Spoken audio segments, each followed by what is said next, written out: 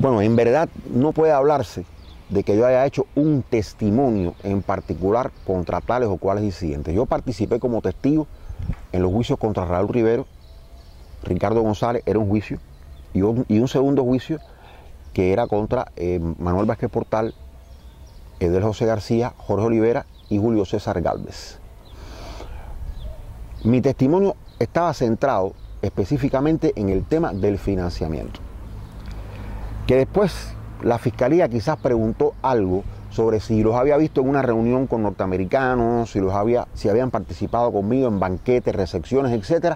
Sí, es verdad, eso lo testifiqué. Pero el centro de mi testimonio era el tema del financiamiento de Estados Unidos, que no tenía que ver específicamente con tal o cual disidente, sino con un sistema de financiación, propiamente dicho.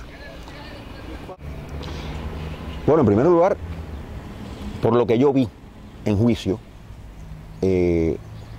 hubo sorprendidos, hubo quizás no tanto.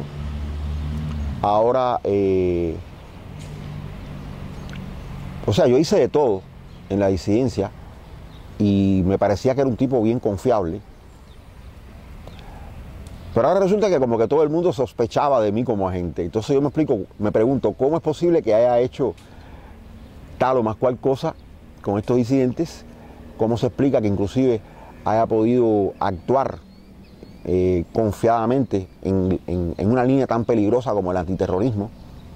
Porque no se puede olvidar, el periodismo independiente era una fachada, ese era mi rostro, pero hay cosas de las cuales todavía no puedo hablar y en las cuales participé, que por ejemplo fueron las acciones antiterroristas. No tengo puesto este pullover por gusto, estoy aprovechando la imagen para hablar de 5 luchadores antiterroristas cubanos.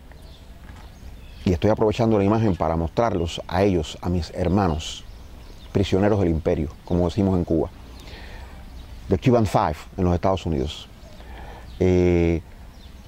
Posteriormente, por cosas que he leído, yo normalmente me mantengo atento a lo que escriben de mí desde el otro lado. Un poco ha aparecido esta historia. El hecho cierto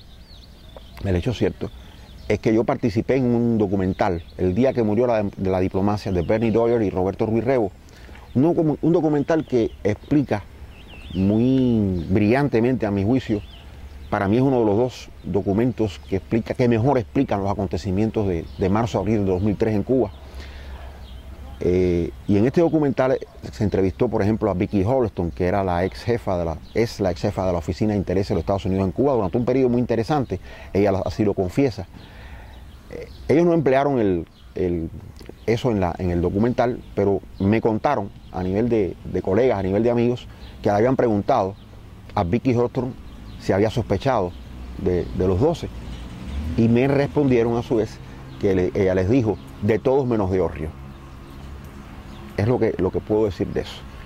Es decir, quizás hubo quien lo sospechó, pero creo que en aquel momento fue una gran sorpresa. Sí, creo que fue algo para mí y para todos nosotros, incluso para los 12 que participan como testigos, fue algo lamentable, pero fue un hecho necesario. Era un momento en el que Cuba, por primera vez desde la crisis de los misiles del 62, estaba realmente en peligro de ser invadida por Estados Unidos. Se estaban investigando en ese momento, la seguridad del Estado estaba investigando 29 complots de secuestros de aeronaves. Los Estados Unidos, ya se sabe, porque lo dijo Roger Noriega, su jefe, que James Cason vino a La Habana con la instrucción precisa de lograr que lo expulsaran del país. Es decir, se veía venir una escalada y esa escalada podía desembocar en una invasión militar directa, porque los Estados Unidos, a contrapelo de Naciones Unidas, o sea, en contra de la opinión de Naciones Unidas, había invadido Irak. No se puede olvidar eso. Para Cuba eso significaba algo muy importante, muy, muy importante. O sea, nuestra política exterior y nuestra política militar también tenía como uno de sus fundamentos, o durante muchos años tuvo como uno de sus fundamentos, el hecho de que Estados Unidos no iba a librar guerras en el exterior de su país sin el consenso, al menos el consenso de Naciones Unidas. Así se comportaron en la primera invasión de Irak, así se comportaron en Yugoslavia, así se comportaron en Haití y fueron coherentes con eso. Pero la invasión de Irak significó la ruptura de ese principio de política exterior norteamericano o de ese principio tácito. O sea, a partir de ahí, los Estados Unidos, el gobierno de Bush en particular, podía lanzar una invasión a Cuba o un ataque militar a Cuba, un bombardeo, lo que fuera, en cuestión de minutos. En menos de un par de horas, este país va a estar destruido. Y por lo tanto, existió una amenaza muy seria a la seguridad nacional. Debe recordarse que hubo intentos de secuestro, que hubo inclusive otro hecho mucho más lamentable. 3 personas fusiladas por intentar secuestrar una embarcación. Es decir, un contexto muy peligroso, muy raro para el país. Y en esta historia, pues también, en esta historia de provocaciones norteamericanas encabezadas por Keyson, pues se dio este episodio. Se dio este episodio y lo consideramos lamentable. Yo lo lamento, pero fue necesario, porque era necesario detener aquello. Bueno, hay cambios importantes. En realidad se puede hablar de cambios importantes. En primer lugar, los acontecimientos del 2003 representaron para la llamada disidencia cubana un golpe severo. Hay un trabajo muy importante, consultable en Rebelión, de Philip Agee, ex oficial CIA, que escribió el libro Inside the Company. El trabajo se llama La sociedad civil y los disidentes. Yo considero que la mejor descripción, el mejor análisis, los mejores análisis de los sucesos de abril-marzo del 2003 que yo he visto son este ensayo de Agee y el documental del día que murió la diplomacia. Es decir, para mí son los 2 mejores documentos que resumen y detallan a la vez ambas cosas, los acontecimientos de aquellos días. ¿Qué ha ocurrido? Bueno, en este espacio de tiempo, primero que todo, mucho de la base social, que tenía muy poca, pero mucho de esa base social que tenía esa disidencia se ha derrumbado. Y se ha derrumbado porque sencillamente el país está cambiando, está mejorando, se está abriendo. Yo asistí, por así decirlo, he asistido en el transcurso de estos años a 3 cambios radicales, o a 2 cambios radicales en la estructura de la economía cubana. El primer cambio fue cuando pasamos, más o menos sobre los 95 aproximadamente, de ser una economía productora de bienes primarios a ser una economía productora de servicios. Y en este momento se produjo un segundo cambio dentro de esa línea, que es que somos una economía productora de servicios, pero además de servicios de alto valor agregado. El ejemplo que todo el mundo menciona es la colaboración médica con Venezuela. Y eso ha representado un cambio radical en la economía cubana y en el desempeño de los cubanos y en la vida de los cubanos también. Es decir, la situación económica ha mejorado increíblemente. No quiere decir que no haya montones de problemas que yo mismo señalo y yo mismo critico, pero en realidad se han producido cambios esenciales que privan a la llamada disidencia de esa base social que pudiera haber tenido en un año tan complejo como el 92, el 93 o el 94. Eso ya es un imposible. Eso de una parte. De la otra, el hecho de que se ha producido, eso es un hecho objetivo y cierto, una distensión en las relaciones de Estados Unidos-Cuba. No toda la que desearíamos los cubanos, pero justo es consignar que tanto por el lado de Raúl Castro como por el lado del presidente Obama, eso está sucediendo. Obama le prometió y le cumplió a los cubanoamericanos liberar viajes, liberar remesas. Eso está pasando. Ahora en este momento en el Congreso hay gente tratando de echar esa medida para atrás y creo que es una imbecilidad suma, es una estupidez suma y además una injerencia interna tremenda en los asuntos de los cubanos, porque el que quiere emigrar de Cuba que emigre, sencillamente, pero también tiene todo el derecho del mundo, tanto de un lado como del otro, a tener una emigración normal y a tener un contacto con sus familias y a ayudar a sus familias.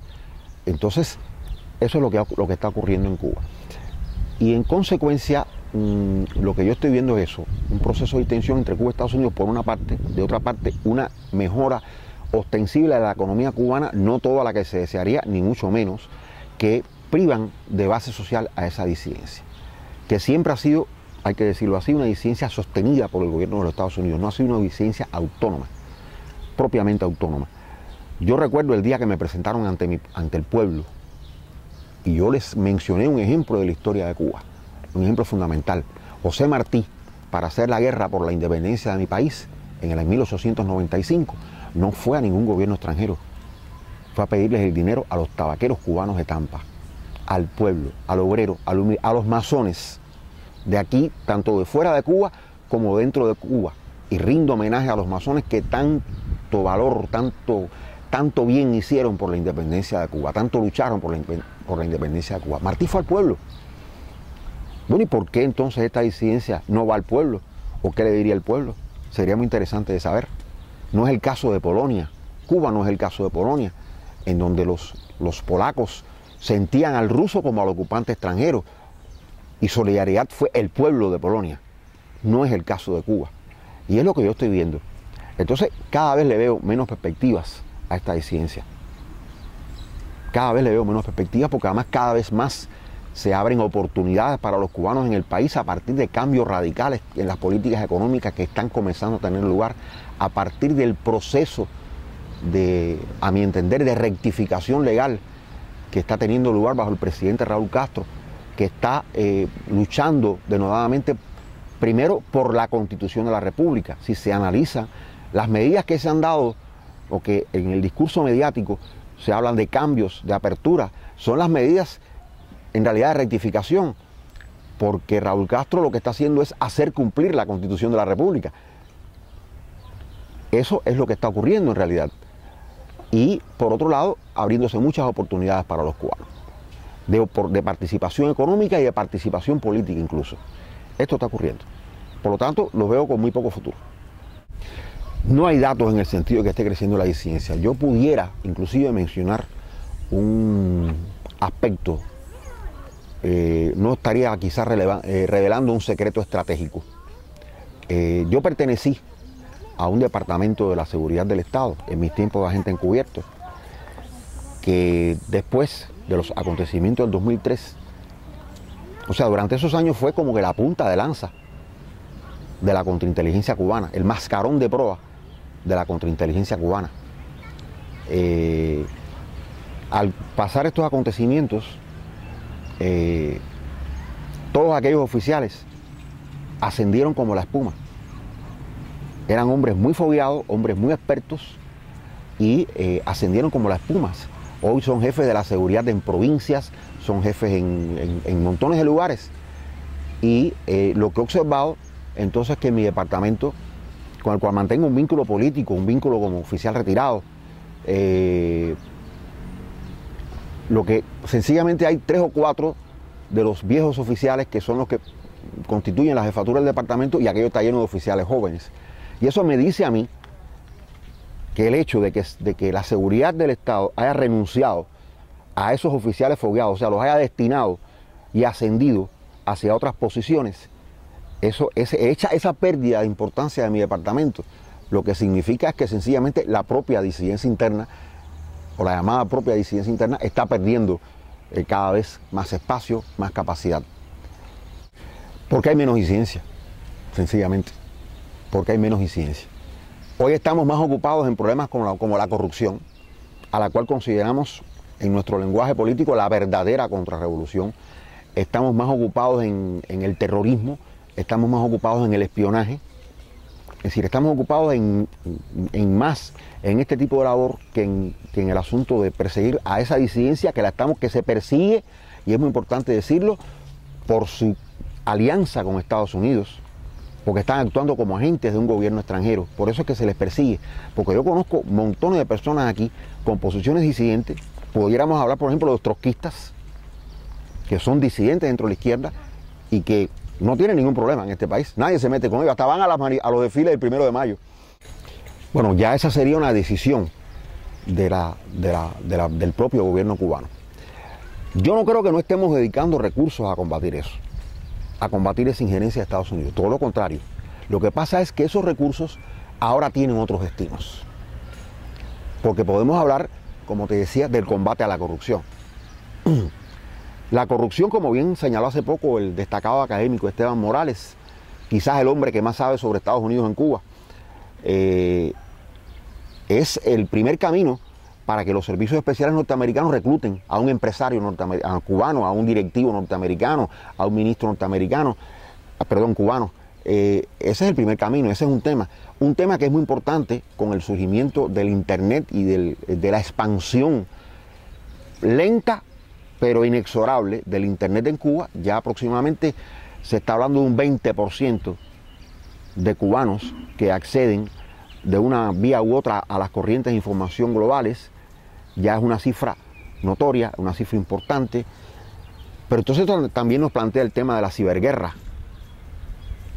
una especialidad. O sea, Estados Unidos acaba de declarar Internet como un teatro de operaciones militares, por lo tanto es un sitio donde podemos tener amenazas, donde Cuba puede tener amenazas, y estamos siempre, nos pasamos la vida en el contrapunto entre las amenazas y las oportunidades.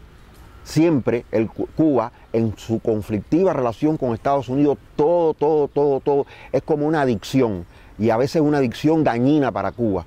Nos pasamos la vida en el contrapunto entre la amenaza y la oportunidad. Nos pasa eso con el Internet, por ejemplo, nos pasa con la inversión extranjera, con puntos tan importantes como ese nos pasa. Estamos constantemente en la lucha entre la amenaza y la oportunidad, porque efectivamente puede ser una amenaza. Entonces nuestro gran reto es aprovechar todas las oportunidades, o maximizar las oportunidades y minimizar las amenazas. Nosotros sabemos perfectamente lo que está pasando en los Estados Unidos, que se están destinando más recursos. Ahora mismo recientemente se desbloqueó, o sea, hubo un acuerdo para desbloquear 20 millones de dólares entre el Congreso y el presidente Obama. Eso es noticia hace 2 o 3 días más o menos. Y sabemos que eso está pasando. Lo que pasa es que posiblemente los fondos de Estados Unidos se estén destinando hacia otros destinos, hacia otras posibilidades de llevar adelante la política de Estados Unidos a Cuba, que sigue siendo la política del bloqueo, la política de la Helms-Burton, la política de la Torricelli. Sigue siendo esa política, una política que por definición, quien lea la ley Helms-Burton, quien lea nada más la ley Helms-Burton descubre la injerencia extranjera al minuto, porque si mi memoria no me engaña, hace años que no la leo, si mi memoria no me engaña, de inicio desautoriza a Fidel y a Raúl Castro para ser presidentes de Cuba, para ser elegibles. Entonces, bueno, ¿y por qué razón? ¿Y por qué razón? ¿Quiénes son los Estados Unidos para decirle a los cubanos si Fidel o Raúl Castro deben ser los presidentes de Cuba? Ese es un elemento sencillo. Ahí está la prueba de la injerencia. Que en este momento cambian los métodos, cambian las direcciones operacionales, eso es verdad. Y en consecuencia, Cuba está moviéndose en idéntica dirección. Llama poderosamente la atención, hace poco se reveló la identidad de un grupo de agentes encubiertos de la seguridad del Estado, y llama la atención el peso que la informática tuvo en el asunto. Está el caso de Alan Gross, y el intento de los Estados Unidos de crear redes que no puedan ser controladas por el gobierno cubano. ¿Para qué? Se lo están diciendo a un hombre que el 12 de julio de 1997 se encontró a ese jefe tan querido del cual yo les he hablado frente a mí, violando todos los reglamentos de seguridad. Inmediatamente yo salí para el sitio donde podíamos vernos, que eso estaba pactado, y la noticia que me dio fue: pusieron 2 bombas en 2 hoteles habaneros. Y 3 horas más tarde estaba en una reunión en donde me tocaba la misión antiterrorista, el granito de arena que contribuyó a capturar a los terroristas. Entonces, bueno, ¿para qué pasan estas cosas y por qué pasan estas cosas? Y lo que está ocurriendo es eso. O sea, el panorama está cambiando en lo fenoménico, pero no en sus esencias. Por parte de Estados Unidos sigue lo mismo, por parte de Cuba sigue lo mismo.